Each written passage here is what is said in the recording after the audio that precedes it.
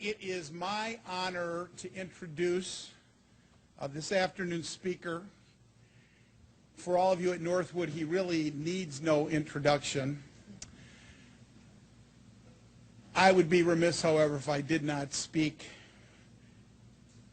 in terms of introducing our afternoon speaker for a number of different reasons. First and foremost, Richard Ebeling is a dear friend. He is a person that I have admired for a long time, from his days at Hillsdale College to his time as the president and CEO of the Foundation for Economic Education, to the time we worked really hard to hire him away from Trinity College to bring him to Northwood University. Dr. Richard Ebeling is literally a national treasure. He is a gem. He is a scholar of the first magnitude. He is an individual whose works of scholarship literally have influenced people around the world. It is not an exaggeration, students, to note that this man had an influence on the change in economic conditions in Russia and in many places in Central Europe.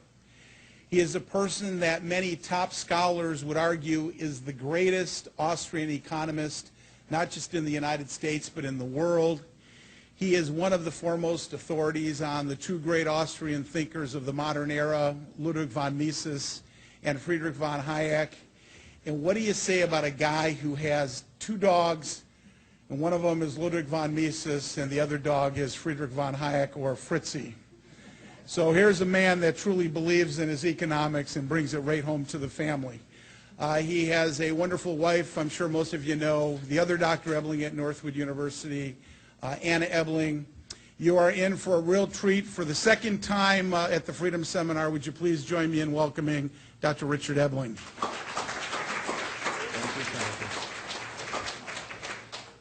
That was great, Timothy. Remind me to give you the $20 later. That was a great introduction. You earned every penny. No, but that's obviously a very flattering introduction. I wish half of it was true, but it is a pleasure to be here with all of you here again today.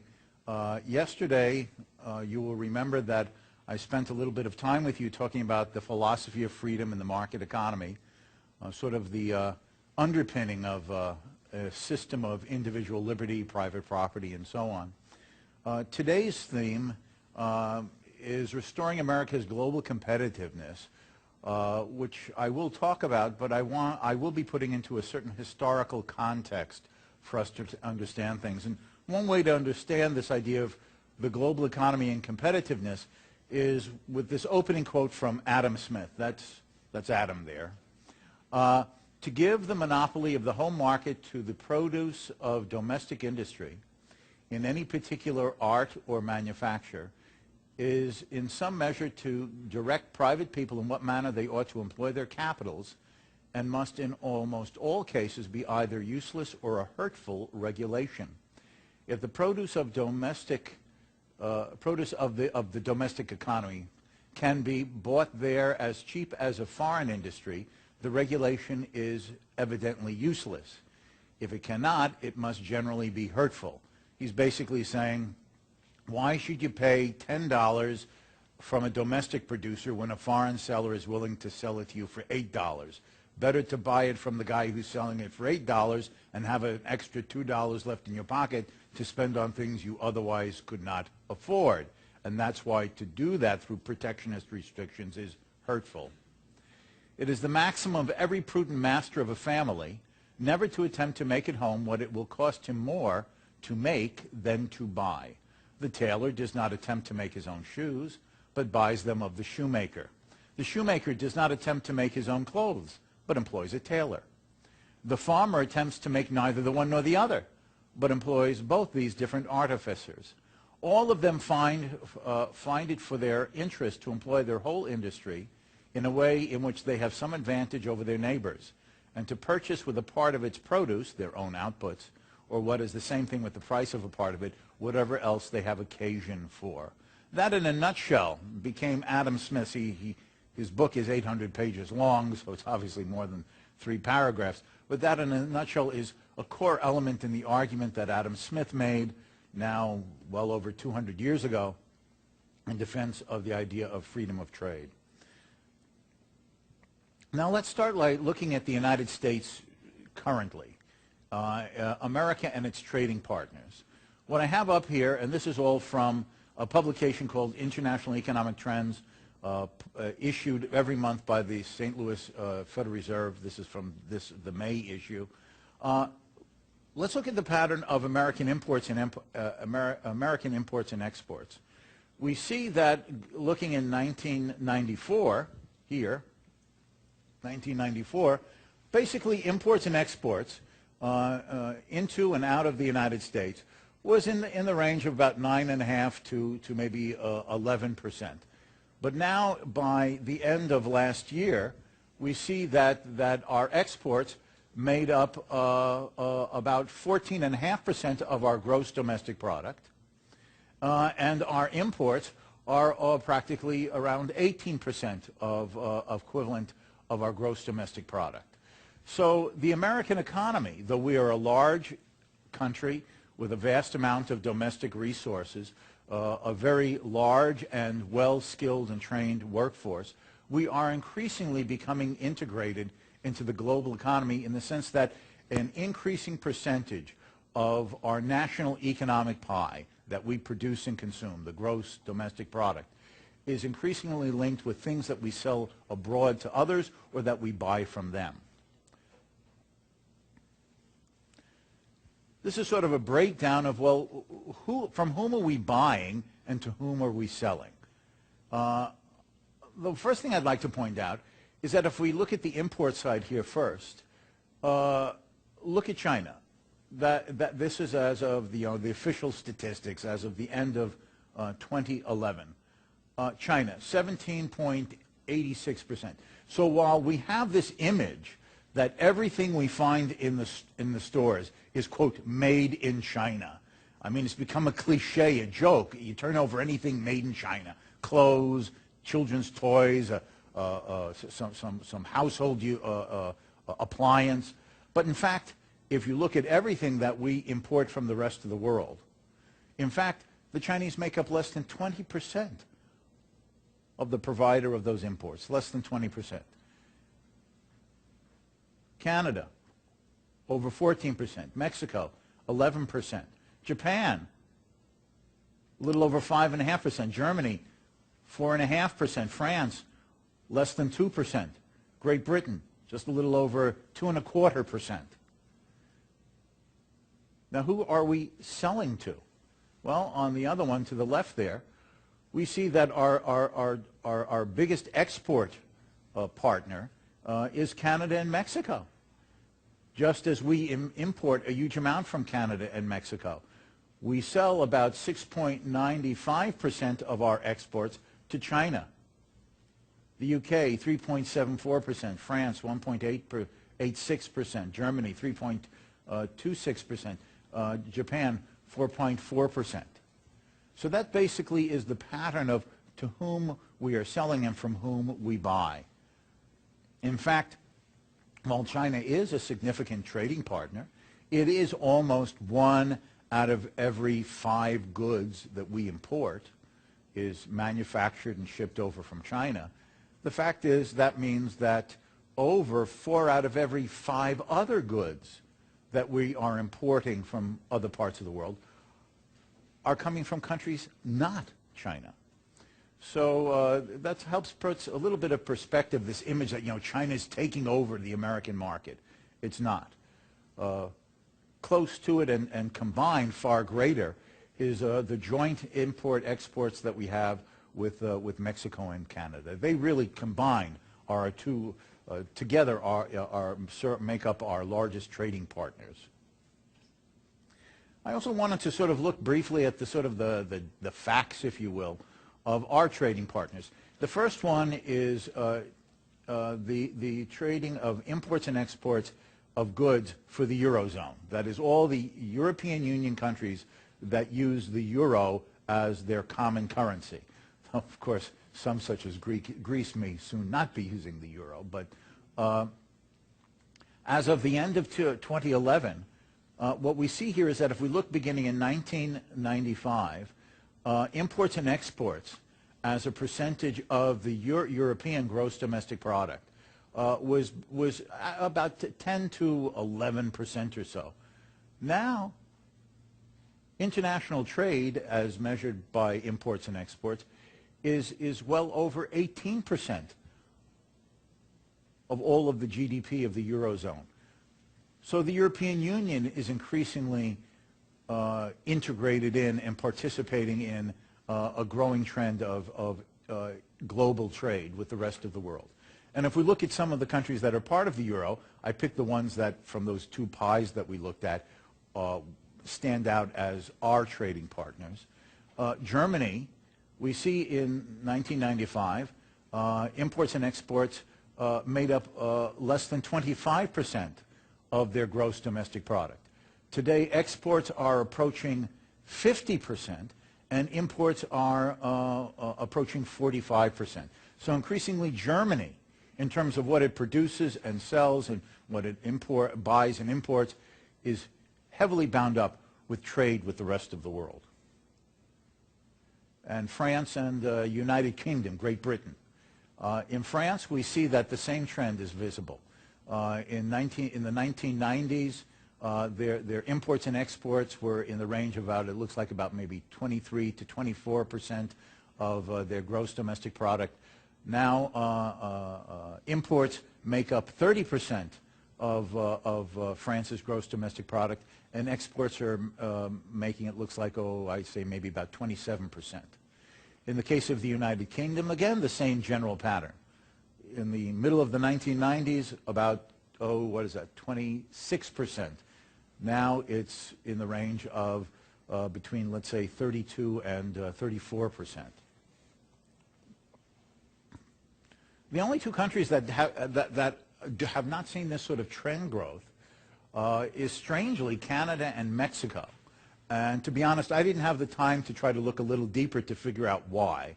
So I'm presenting the facts without this strange anomaly. But in the case of the Canadians, in the middle of the 1990s, imports and exports made up a little over 30% of their gross domestic product. And now it's just slightly above that. They've had this little bit of a roller coaster. Of course, the recession hit it in 2008 and 2009, but it really isn't much greater than it was in the 1990s.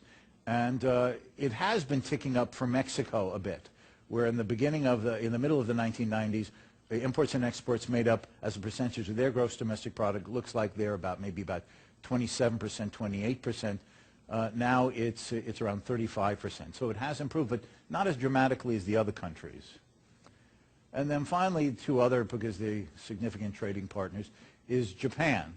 Again, in the middle of the 1990s, imports and exports made up, it looks like, between 7 and 10% of their gross domestic product. It made a big fall for them during the recession here, 2008, 2009. It has picked up, but obviously their trend line that had been going on before the recession is continuing back on track, and it's well in the range of around 16% for gross domestic product of imports and exports.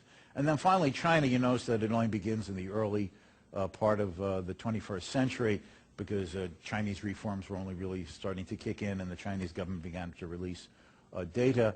And we see that at the beginning of the 20th century, imports, exports made up 8% of their percentage of their gross domestic product. And now it's, even with the recession effect, it's gone up, and it seems to be trailing down. And that data is only in 2010. So in other words, when the recession was still even more prominent than today. So it has picked up, but they've been on an upward trend. So basically the facts that I'm trying to present here, sort of just, the Joe Friday from the old Dragnet show, just the facts man, is just to point out that the United States and the other major parts of the world, I could have put up India. India is not a particularly large trading partner with us per se in terms of having the St. Louis Federal Reserve having separated it out as a separate wedge in the import-export pies. But India is a growing economy and increasingly integrating itself with the global network of commerce and trade, as reflected in their growing percentage of imports and exports in global trade. But what we basically see here is that there is this expanding role of the United States and the rest of the world of closely knit relationships and interdependency of buying and selling. We are increasingly and will continue to be a more global economy of mutual benefit and mutual interdependency. Now, what I want to do is I want to put all of this in context of historical trends. There was a famous economic historian named Angus Madison who died in the around 2000, 2001, if I remember correctly. He is internationally recognized as this guy who collected economic statistical data about the entire world since the beginning of time. I don't know how one person does this. How do you get economic data about the entire world since the beginning of time and keep it in your head? But somehow Angus Madison did this. Everybody recognizes him as like the expert. And anyway, he put out several publications, including this one, Historical Statistics of the World Economy, from the year one, that is, in the modern Christian calendar, year one to 2000. And one of the graphs in this book that he has here is looking at China and Western European GDP per capita. That is the output of the society divided by the number of people in that society. So what is the per capita income of individuals? Obviously, this is rough and ready, crude, little data when you're talking about 400, where he begins his scale, 400 AD.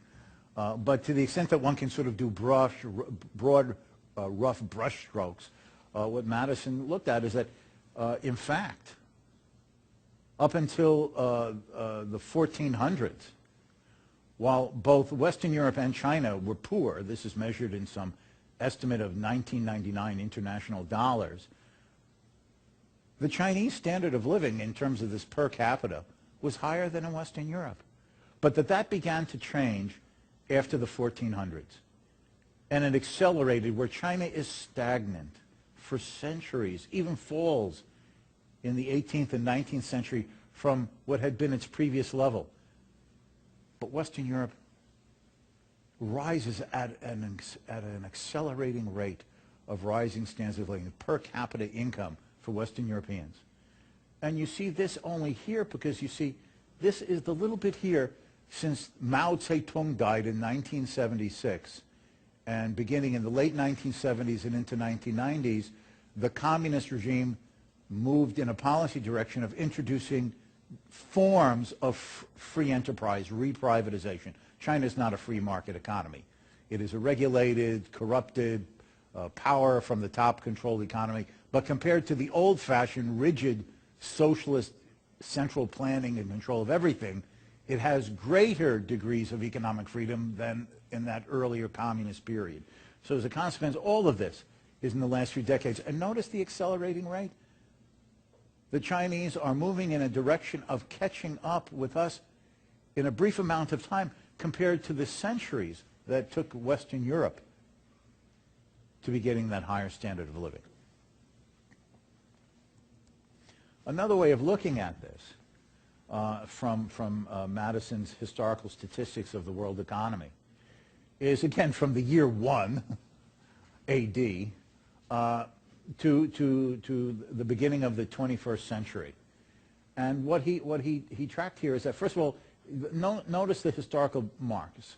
The fall of the Roman Empire around 500 AD, Marco Polo's trips to Asia around 1200 AD, the discovery of America, 1492, just before 1500, the French and American revolutions of the 1770s and 1780s, the Industrial Revolution in the in the early decades of the 19th century, the Internet Revolution in the 1990s.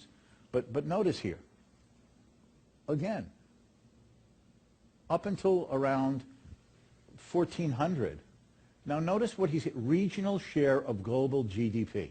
That is, you're looking at the economic production pie of the entire world. Again, rough and ready in a world without of those earlier centuries, without detailed data, but his best estimate, right? Crude, rude, but the best he can do. So here's the economic pie of the world. What are the slices in terms of how much of the economic pie of the world's output is due to the production of the respective parts of the world? And what he's showing here is that up until 1500, Europe was not a major contributor to the economic pie of world's output. Its slice was relatively small compared to what? China and India. Now the pie was small, right? The global pie was very small of output. But even in that little pie, well, who's responsible for the slices? And in that small pie, India and China was producing more of the world's output than Western Europe. That all begins to change in the 16th, 17th, 18th, 1900s, the 19th and the 20th century, where Chinese and Indian contributions to global output fall dramatically, and Western European and now American, North American contributions rise dramatically. And only here at the end, you see this starting to see this tick up where the Chinese and the Indians are starting to begin to contribute more, larger slices to this much greater economic pie that we produce today compared to back then.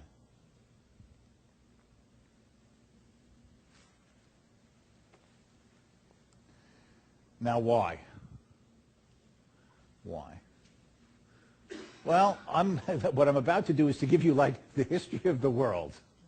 Okay? Don't blink. Don't blink. You'll miss everything. Okay. The history of the world. Okay. For thousands of years, poverty was the natural and presumed inescapable condition of man virtually everywhere around the world. We take for granted standards of living, qualities of life that could not have even been dreamed about. Not just 2,000 years ago or 1,000 years ago, but even 300 years ago.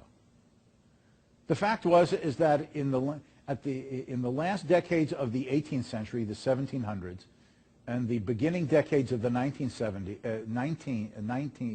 the 1800s, human lifespan was still only in the neighborhood of 35 to 45 years old. That's how old you lived. It was very common for parents not to give a first name to a child until it had passed its first birthday. Why? Because the mortality rate was so high that it was often unlikely that your child would survive till its first birthday.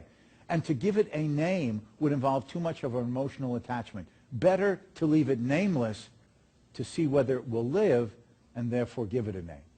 I often mention to my students, some of you I know have been in my classes, is that it was not uncommon to have several sons and give the same first name to every son. It's like if you remember that old Bob Newhart show where he ran an inn in New England somewhere, and he has these three sort of like handymen, three brothers, and they're all Darryl and Darryl and Darryl.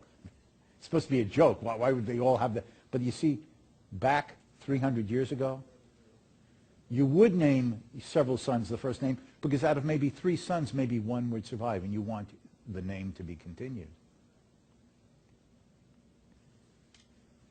Poverty was everywhere. You know, we look back to those earlier times, and we're often critical of the early years of the Industrial Revolution that was shown on that chart in the late 18th and the early decades of the 19th century. We talk about child labor. It's not that parents loved their children back then any less than parents love their children today.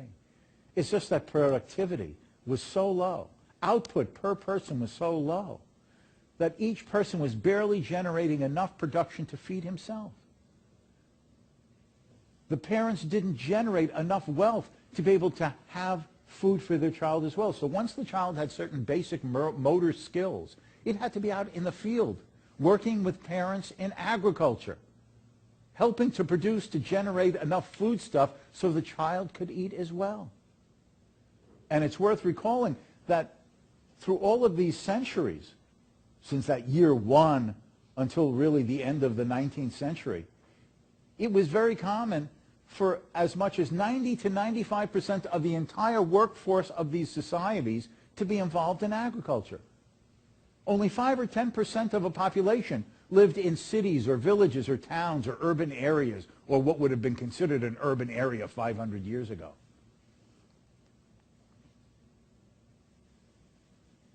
It was only the Industrial Revolution, beginning in the 19th century, that capital was invested.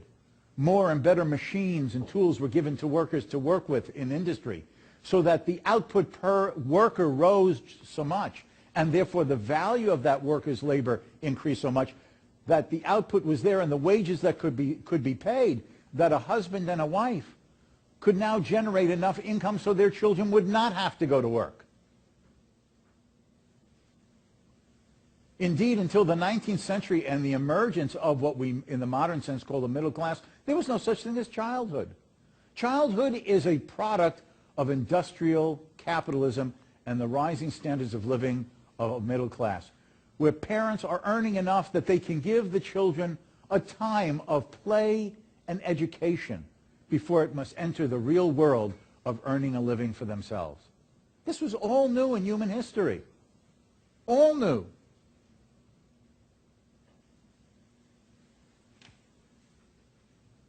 So for all of that time, from year one until basically the beginning in the middle of the 18th century, that uptick in that rising standard of living is not there.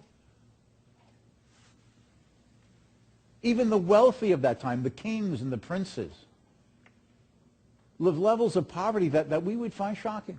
Queen Elizabeth I, right, the Queen of England, Queen Elizabeth I, was considered to have a luxurious wardrobe. Why? She had 3 dresses. The Queen of England, 3 dresses, because everything had to be made by hand, slowly, with no developed machinery, required difficult and time-consuming human labor. So even the Queen of England is considered to have a vast wardrobe because she has 3 dresses. The average individual lived in rags passed down from earlier generations.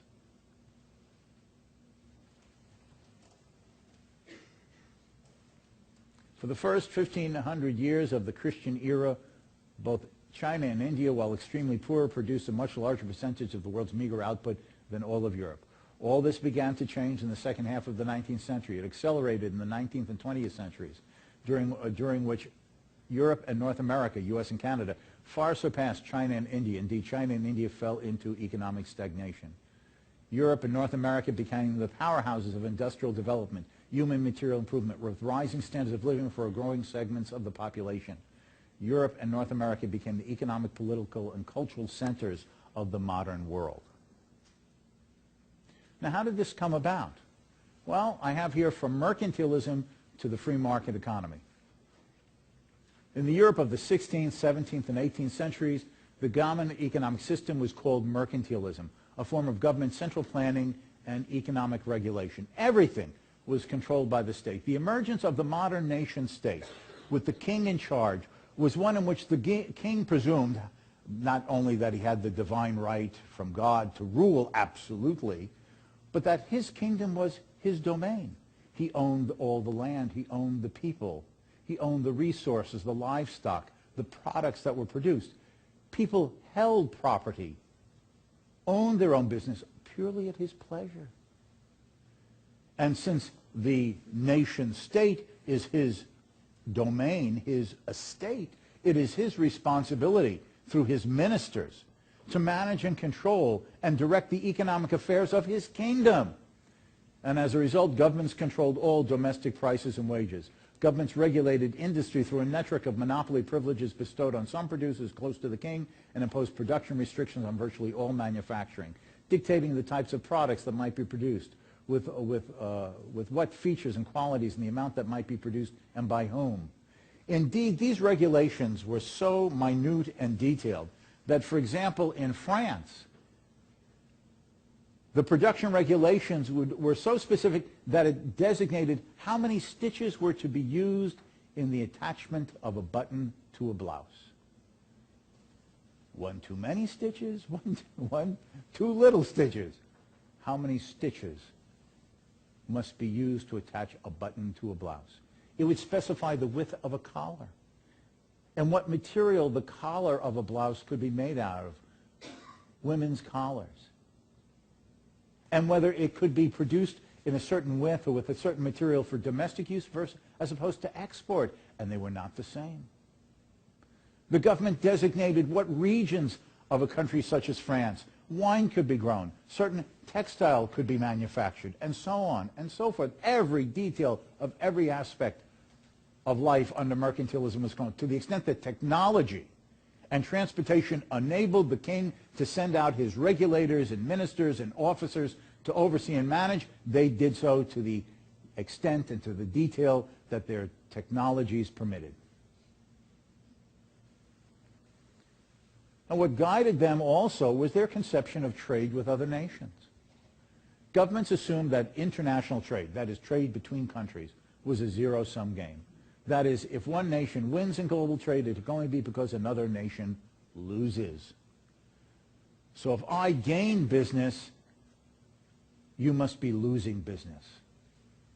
Governments therefore imposed detailed regulations and controls on what goods might be imported or exported or imported, that is, in what quantities or what prices, and by whom. All with the purpose of making your society wealthier because they viewed exports as good. Why? Because exports generates you wealth. And back then that was in the form of money wealth of gold and silver. So you want to increase your hoard, your war chest of gold and silver coins and bars. And you do so by selling to other countries and making those other countries pay in money, gold and silver money, so their little war chest gets smaller and your war chest gets bigger. So if you win, they must be lose. Your chest of gold and silver is bigger, their war chest of gold and silver is less.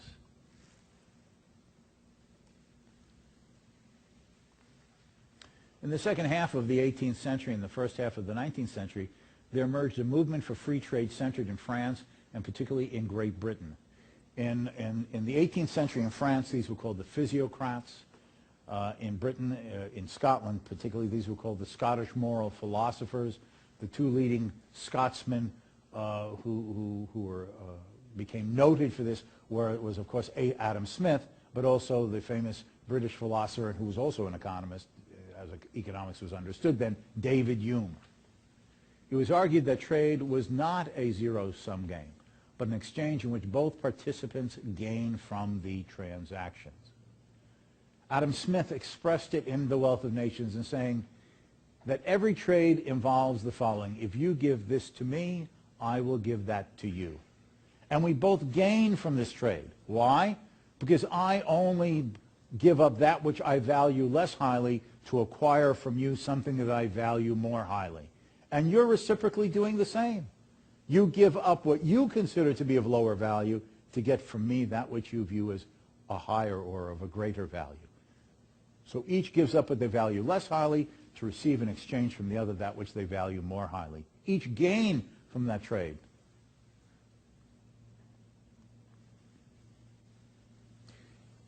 And whereas the mercantilists were arguing that the gain from trade is from exports. Oh, I sold more than I imported, so the other country owed me more gold and silver than I owed them for the things I bought from them. So on net, I get some of their gold and silver.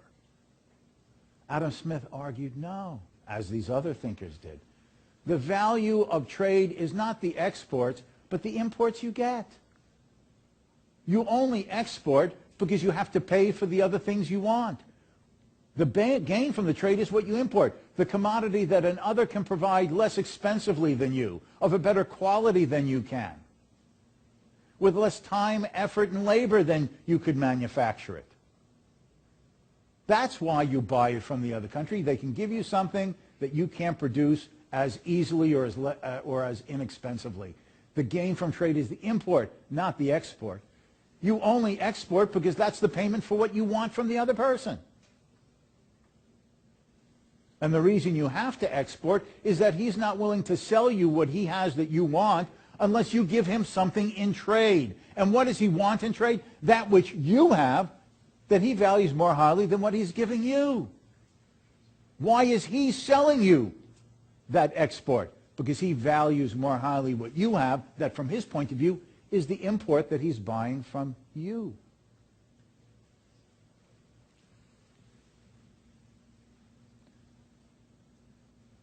And not seeing trade as a zero-sum game, these free trade thinkers that were developing argued the more prosperous one's potential trading partners, the greater the exchange opportunities to sell one's own goods and acquire and trade better and less expensive goods from one's trading partner. In other words, the mercantilists wanted to make other countries poor. If we make them poor, we get rich, right? That's zero-sum game. They argued that no, you want other countries to be prosperous. Because the more prosperous they are, the larger the market there is in their countries for the things you want to sell, and acquire from them the things that they could supply you with that would be more expensive or of a lower quality for you to produce for yourself at home. This is what led David Hume in a famous essay of his called Of the Jealousy of Trade. The lettering got screwed up here. I shall therefore venture to acknowledge that not only as a man, not just as a human being who might have a general sympathy for humanity as a whole, not only as a man, but as a British subject, that is, my country's self-interest. As a British subject, I pray for the flourishing commerce of Germany, of Spain, of Italy, even France itself. Oh, no, not France.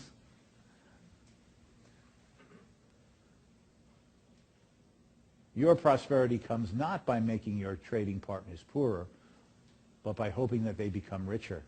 Because then they have more of the good things that you might find attractive and gain from buying from them, and therefore have the greater markets for you to sell as the means to obtain that which you desire. And they further developed this logic of gains from trade. Adam Smith emphasized the gains and improvements from division of labor. Through a specialization of tasks, individuals develop the skill, dexterity, and speed to produce desired goods in far greater quantities with greatly improved qualities and in significantly wider varieties than when each individual attempts to produce what he needs through his own labor and limited resources. Smith considered the concept of division of labor to be the crucial concept to understand improvements in society. He begins his book that way. The first chapter is on the division of labor. He explains to the reader, imagine a pin factory in which men divide their tasks in the pin factory. Some stretch out the wire. Others cut the wire into uniform lengths. That'll be the shafts of hat pins. Others are hammering down metal and cookie cutting them. They'll be the little heads of what will eventually be the hat pin. Others are then taking the heads and the shafts and soldering them together into the finished forms of the hat pins. And then he says that by men dividing their tasks in sort of like a conveyor belt process of division of tasks within the enterprise, they may be able to produce 10,000 pins in a day. Whereas if each of those people attempted to make pins from beginning to end only by themselves with the assistance of no others, cumulatively the output over these men producing by themselves might be a few hundred hat pins. So the division of labor and tasks, the development of skill, dexterity, speed, expertise, enhances both the quantity and the qualities of the goods that are available to all of us. Because why are those hat pins in such a large quantity made by these people dividing their task in a hat pin factory? So that they, through the employer who employs them, can then sell those hat pins to others who are specializing in divided tasks in other enterprises, making other goods. So all of those hat pins are the means to acquire and trade all the other desired goods that the people in that hat pin factory would like to purchase for their own various consumption and other uses. And in the market, as Smith explains, where there is what he called a system of natural liberty, where government is limited to the protection of life, liberty, and property with police, courts, and national defense.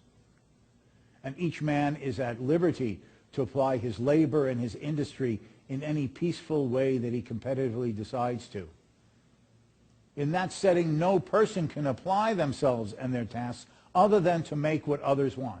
If I can't kill, if I can't steal, And if I can't defraud you, then the only way I get what I want is by using my knowledge and abilities to devise things to make that you will take in trade so I can acquire from you that which you have that I desire.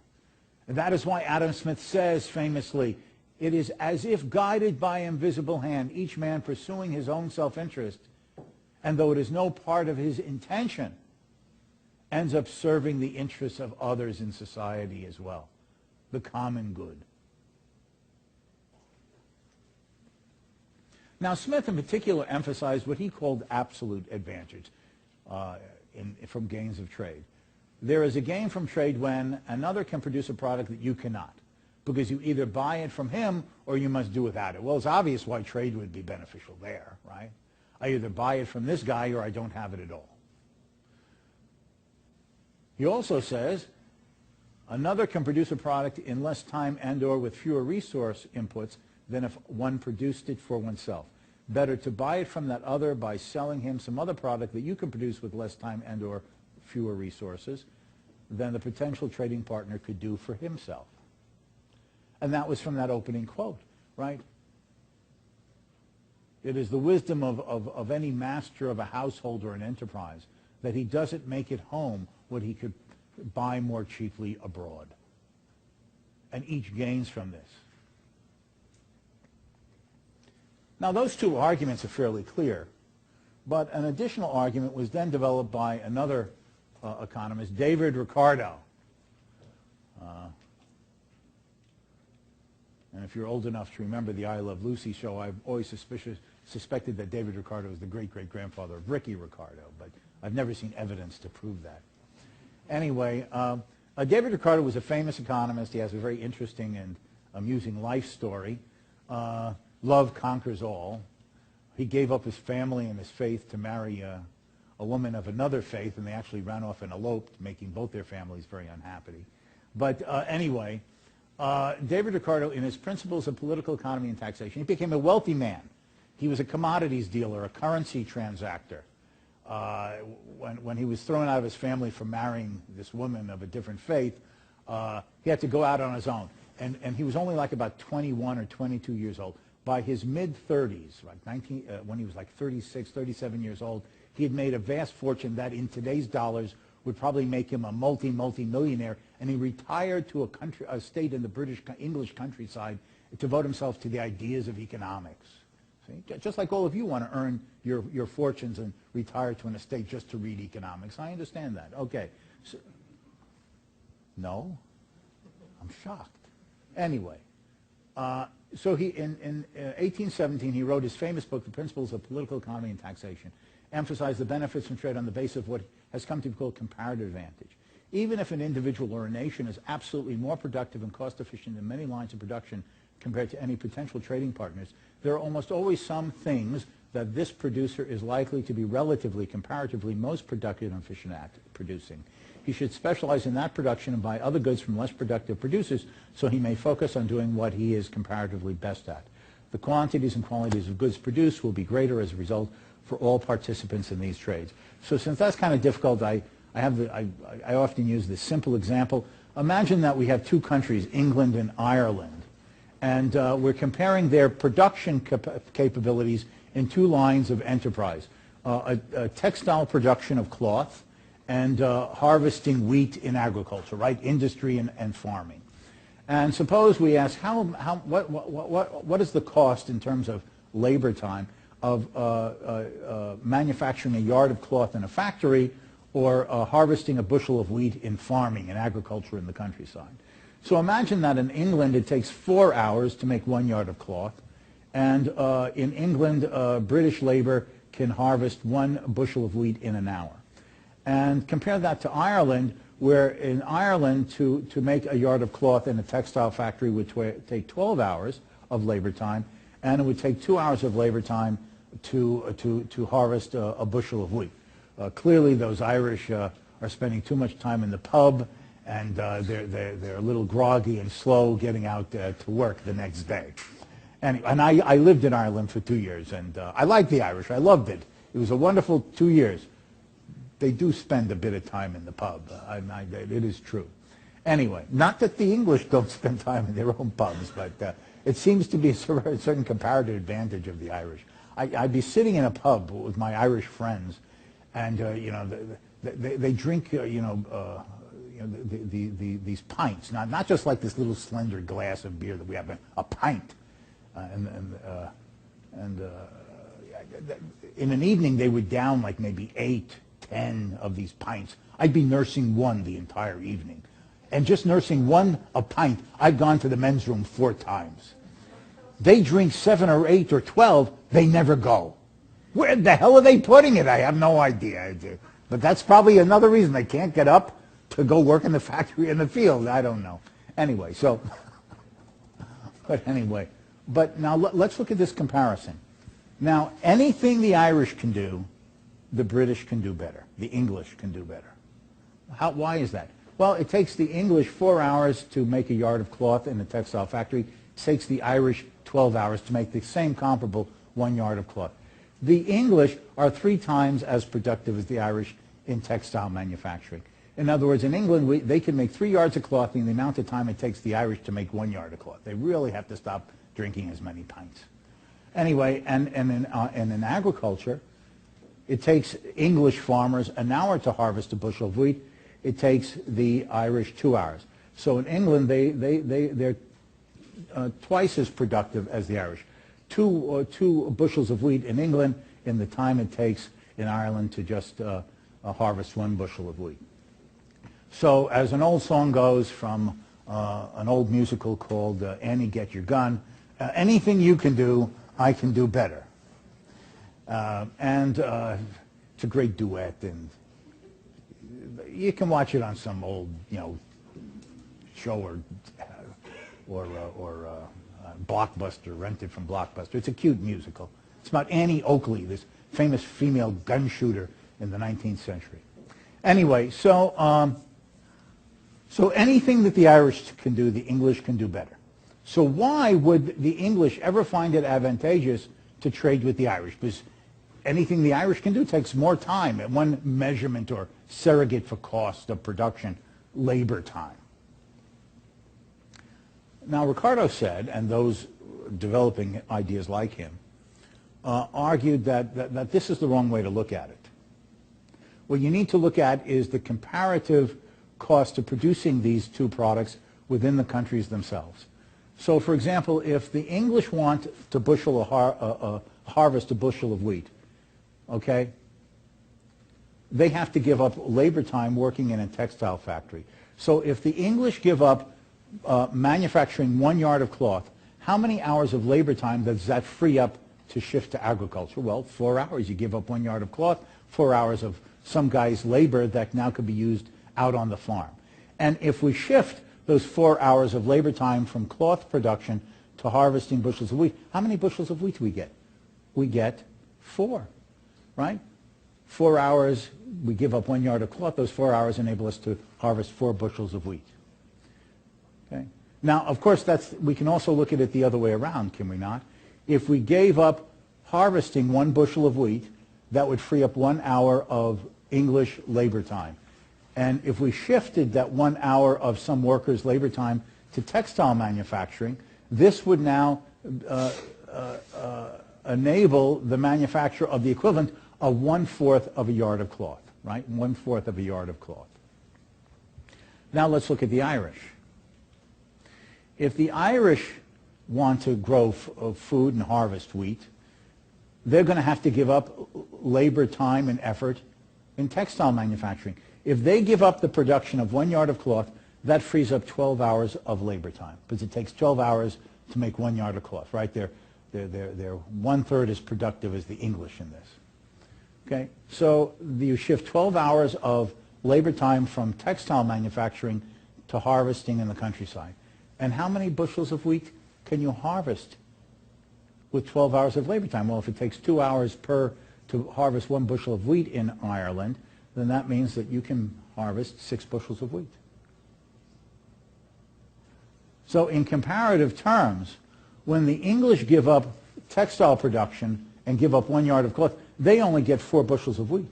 When the Irish give up textile production and forego 1 yard of cloth, they get 6 bushels of wheat.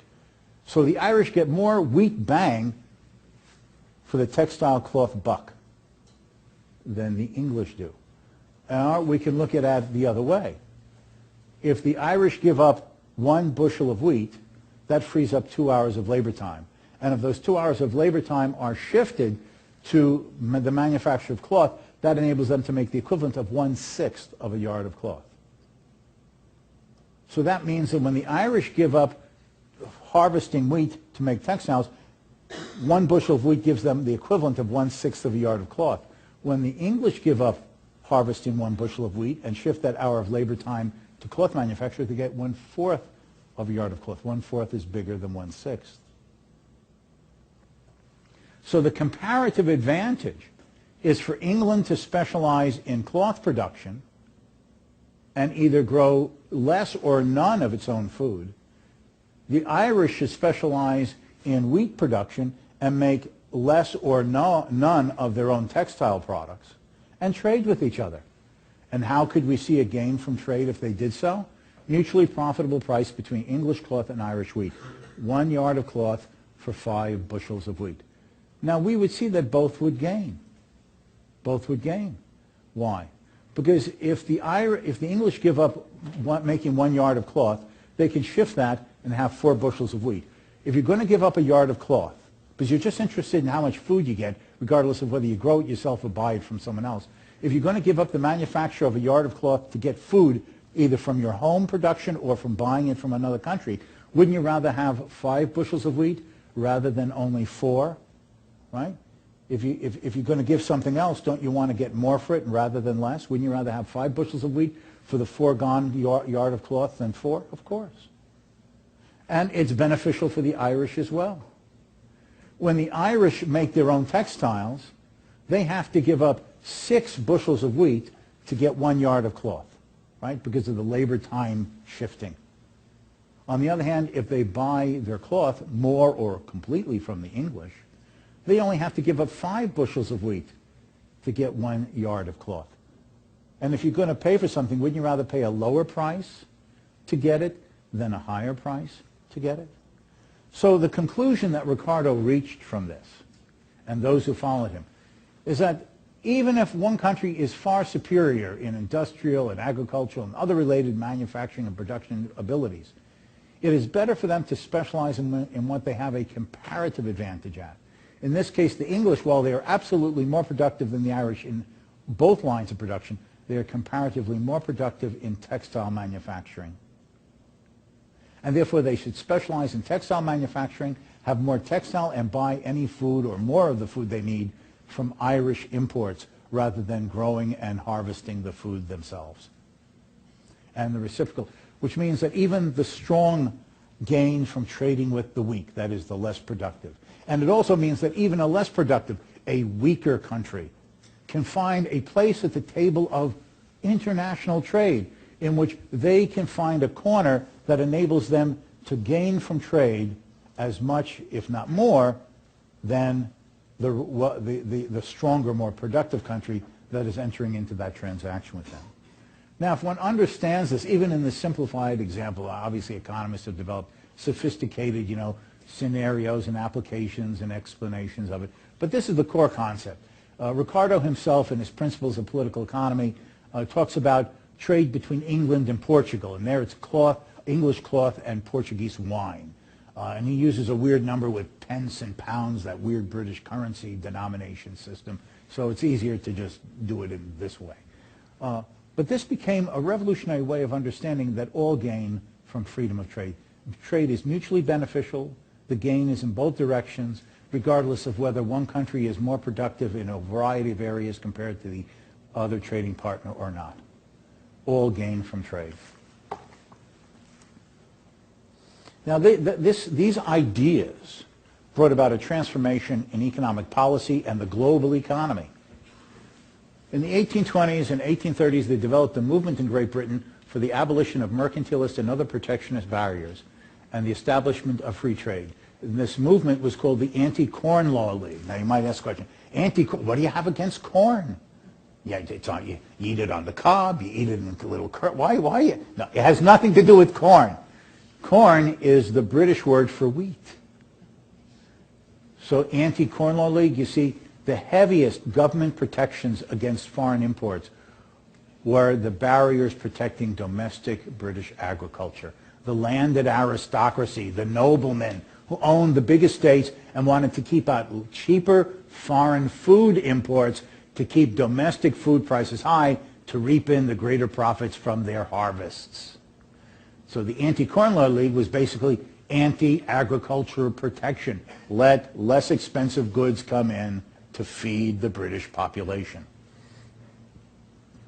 They wrote books, pamphlets. They did public debates. They had demonstrations. They began to elect people to Parliament. The two leading figures were two gentlemen, profound, eloquent speakers, and principled individuals, Richard Cobden and John Bright. They finally triumphed in June of 1846, when following, that is in the winter of 1845, early 1846, when following the worst floods in living memory, the crops were heavily destroyed throughout Great Britain and Ireland. With food prices rising dramatically and potential riots by the poor for lack of food, the British Parliament abolished unilaterally, not like today, well, countries negotiate. If you lower your trade barriers, we'll be nice and lower. No. The British said, forget it. We're just eliminating all of our agricultural trade barriers unilaterally. Other countries can do what they want. Abolish unilaterally all agricultural trade barriers. So far less expensive bread and other food supplies could be imported into Great Britain and Ireland, because Ireland was part of the British Empire then. And within a few years, all remaining industrial trade restrictions were abolished by the British government as well.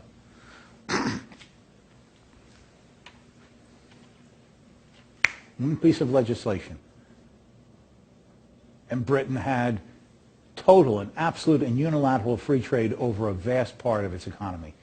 And within a couple of years, by 1848, 1849, all the remaining industrial trade barriers were eliminated. So raw materials and finished manufactured goods could enter freely into Britain too. Great Britain, it's a fascinating story.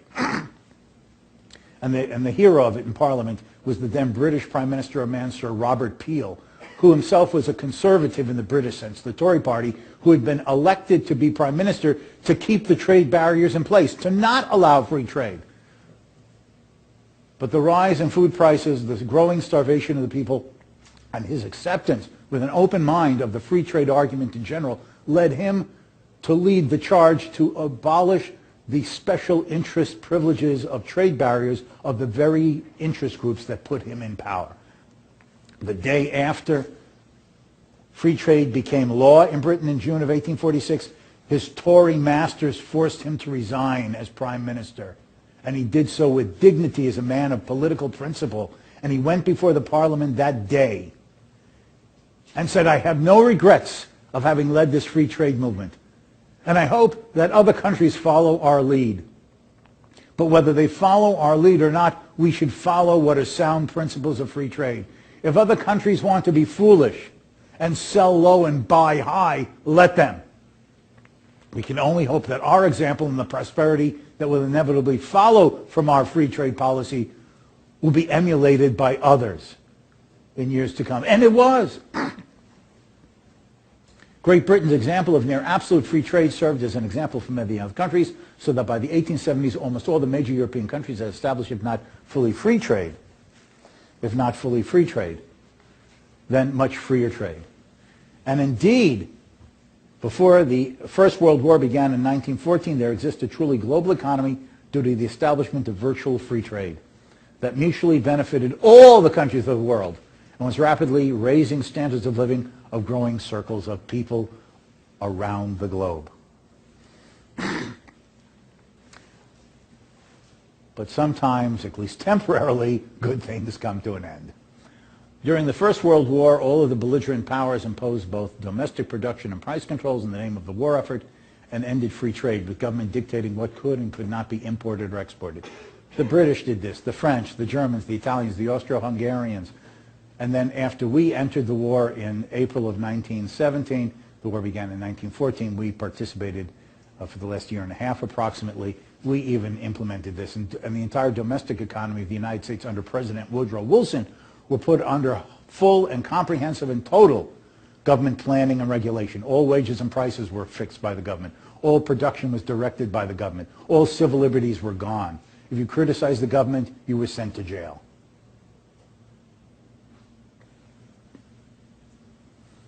The European countries did all the same as active participants on one side or the other of this conflict. When the war was over in 1918, governments made weak attempts to restore freedom of trade. But with the rise of totalitarian collectivist regimes, Soviet Russia, Fascist Italy, Nazi Germany, even democratic governments such as in Great Britain, France, and the United States moved further away from free trade in the 1930s. Indeed, by the middle of the 1930s, the world was in the grip of trade protectionism, economic nationalism of government directing and planning of a lot of domestic production as well as all international trade flows under government oversight and mandate and restriction or abolition. And this was true of the United States as well under Franklin Roosevelt's New Deal. In the first years of Franklin Roosevelt's New Deal, we basically had, for all intents and purposes in the United States, a fascist-type economic system. If you understand by fascism what they had in Mussolini's Italy, they didn't nationalize the means of production like the Soviets, the communists, had done in Russia. So while property remained nominally on paper in your hands, you're a private businessman, here's your deed to the business, the government told you what prices to charge, what wages to pay, what production to produce, what resources you could use, the amount of output that would be coming out of your factory, and to whom you could sell and on what terms. So it was a planned economy with the nominal facade of private ownership. And Roosevelt imposed that with his first New Deal as well in following his election and signing in as president in 1933. The only thing that saved us from having a full and permanent fascist type of system of economic control and planning was the wisdom and courage of the Supreme Court, that in a series of cases in late 1935 and early 1936 declared unanimously that the vast majority of these federal controls and regulations and mandates and restrictions on economic activities of the citizenry of the country were unconstitutional. And all of them had to be dismantled because the Supreme Court was at least listened to. After the Second World War, that occurred between 1939 and 1945, a variety of international organizations were established, the International Monetary Fund, the World Bank, the World Trade Organization, to try to foster greater freedom of trade. But basically trade overseen and managed and restricted by the governments that belonged to these organizations. It wasn't really the degree or the form or the magnitude of the free trade that had existed before the First World War, before 1914. But half the world at the same time was outside the world trading area. That is, the communist bloc countries led by the Soviet Union and communist China. So half the world, if you count all the territory, the size of China, the size of the Soviet Union, all of its little satellite countries in Eastern Europe and other parts of Asia, Cuba, puppet states in Africa in the 1970s and 80s, half the world was outside of any trading arena, however limited or managed or free trade might have been among the Western countries. And many third world countries in Asia and Africa that gained their independence in the 1950s and 1960s chose to follow the Soviet model of central planning, which kept these countries wallowing in poverty, despair, disease, hunger for decades as they thought that the future was in socialism and it was the dead end of both tyranny and poverty.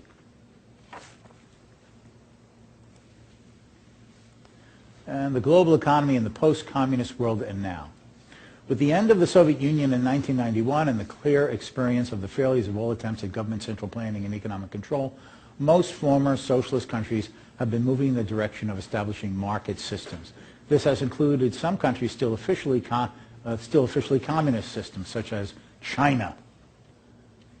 And over the last 2 to 3 decades, as a consequence, a growing number of countries and their billions of people, especially China and India, are rising out of poverty and finding niches, places in the expanding and changing global system of division of labor. The world is again becoming, as that data suggests, as I was showing at the beginning, The world, again, is becoming an international system of freer trade as before the First World War. Now, this is changing the shape and direction and composition of what countries produce, where it's produced, under what manufacturing techniques and forms it's produced. The international division of labor is evolving, transforming, shifting.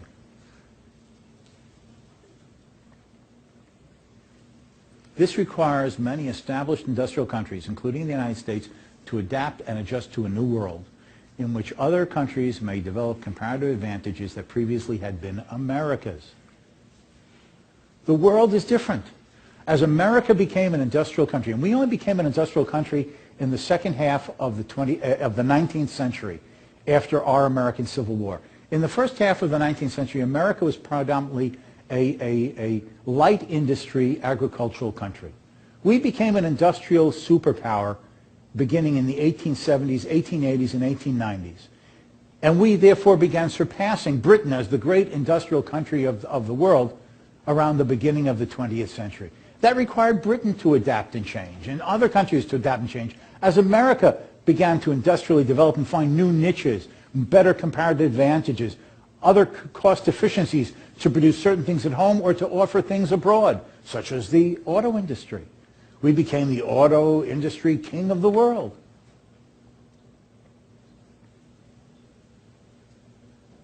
And now the world is changing again. India is industrializing. China is industrializing. Is it all free enterprise and free trade? No, those governments manipulate and try to pick winners and push aside losers as they're defining them and who they're going to give subsidies or support to and which companies or industries they won't. But the fact is the world is changing. And it's changing in ways that cannot be ignored. And they're not going to be stopped. So the question is, how will America respond to this? If Americans are willing to do this, that is, adapt and adjust, they will be able to more successfully and profitably join in a unique new epoch of history, the end to poverty and rising prosperity for all. And I'm not exaggerating here. All of human history is poverty. That diagram from Angus Madison, from 400, just low, where even, the Queen of England has 3 dresses. Noblemen, princes, and kings live in conditions that we would consider abject poverty. No air conditioning, no indoor heating, no windows. Nothing to make food safe and tasty.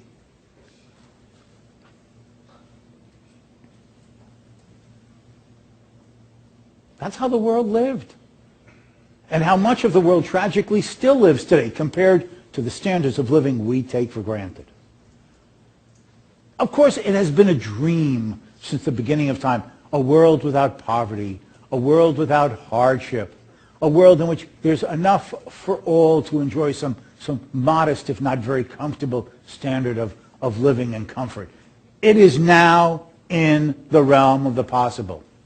If these trend lines like China and India and a growing number of other countries continue like that, it is not impossible that by the end of the 21st century and the early decades of the 22nd century, and this is your century and your children's century, your children will live into the next century, right? Modern medicine and everything, your children are going to live into the next century. This is your historical period. It is not impossible that if these trends of industry, production, technological innovation, growing and widening trading opportunities for these mutual benefits of exchange, that by the end of this century and the beginning of next, this conception of absolute poverty and starvation can be more or less eradicated from the globe. Does that mean everyone's going to be rich? No. They'll be wealthy, they'll be middle class, there are people who will be poor. But look at what poverty means in the United States. You have a 5-year-old car, and you only have 2 color TVs with a satellite dish. This is poverty in America. Oh, gee, I can't have a TV in every room. I can't afford it. I can't get a new car every 3 years. I only get one every 5 years. Oh, God, my life is ending. This is poverty in America. Okay? So, yes, there'll be people who are more wealthy, more comfortable relative to others as standards of living and benchmarks of qualities of living. But poverty in this abject sense in which you see those commercials on television where they ask you for charitable donations, give 27 cents a day and you'll feed 900 children through college. You see these emaciated kids with the flies all over their face. I mean, I don't mean to be sarcastic. It's a terrible tragedy. Children are living like that. Many die. But that type of thing could be gone, not because of government, not because of welfare programs, but because of industry, trade, commerce, entrepreneurship, business, and a growing network of mutual gains of global trade as people take more advantage and benefits of finding the right and changing niches in the division of labor guided by absolute and that comparative advantage, so that all could be benefiting from this, including us. But it does require people, as time goes on, including Americans, to adapt and change to the new circumstances and not try to hold back the future by trade restrictions or barriers or artificial subsidies and limits on competition. Because the future will come whether you like it or not. America has always been a land of change and adjustment. People came to America. It's also a cliche. We're a country of immigrants. We are. I mean, I'm looking around this room. The vast majority of us are the descendants of people who came here as immigrants, escaping political oppression, escaping religious persecution, escaping conditions of lack of opportunity for economic improvement. Our ancestors came here, whether it be our parents, or grandparents, or great-grandparents, or great-grandparents. They came here, they gave up their language, they gave up their culture, they gave up their family, they gave up everything that had been part of their life up until that time to make a new start, to have a second chance. And many of us at some point in our life will hope that we have an opportunity and a place to go for a second chance. Because which one of us hasn't had regrets and wished we didn't have a second chance? But they took that second chance. And they adapted and changed to a new society, a new political system, a new language, a new culture. And they made America. We're their descendants, the vast majority of us. New ways of producing, new ways of living, new ways of manufacturing, new ways of farming, new ways of doing everything. And that is what has made America this economic and industrial powerhouse of the world. Now, the world is changing, and in these ways that I'm talking about, tending for the better. And if we adapt and change, show that same flexibility, adaptability, entrepreneurial spirit as our ancestors who came here earlier did, we can be participating in one of the great economic adventures of the world. Prosperity, the end to poverty, and hopefully coming with it, human freedom. Thank you very much.